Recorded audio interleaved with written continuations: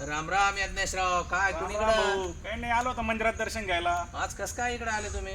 आज म्हणलं जरा कपाशीला रोग पडला, त्यासाठी फवारणीचे औषध घ्यावी. बर बर बर. मग चाललो मग आता सीएससी केंद्राला पैसे काढायला.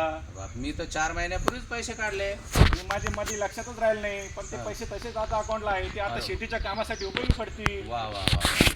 आणि मग आता पुढचा हप्ता सुद्धा येणार आहे 2 ऑगस्टला. 2 ऑगस्टला हो, त्याचा येतील कार्यक्रम आपल्याला पैसे. त्याचा कार्यक्रम पण आहे छत्रपती संभाजीनगरला. कधी? 2 ऑगस्टला. वा वा. तुम्ही जाणार आहे का त्या कार्यक्रमाला? हो, तुम्ही सुद्धा चला. अरे वा वा वा. जाऊ मग आपण बरोबरच जाऊ. चला, सगळे आणि बाकीच्या शेतकरी शेतकऱ्यांना पण घेऊन जाऊ. नक्की, नक्की. हा? त्यांना सुद्धा घेऊन नक्की. जाऊ. चालेल. मी पण माझ्या बाहेर शेजारच्या शेतकऱ्याला सांगतो की आपल्याला छत्रपती संभाजीनगरला कृषी विज्ञान केंद्रामध्ये जायचं आणि त्या ठिकाणी 20व्या हप्त्याचं वितरण होणार आहे.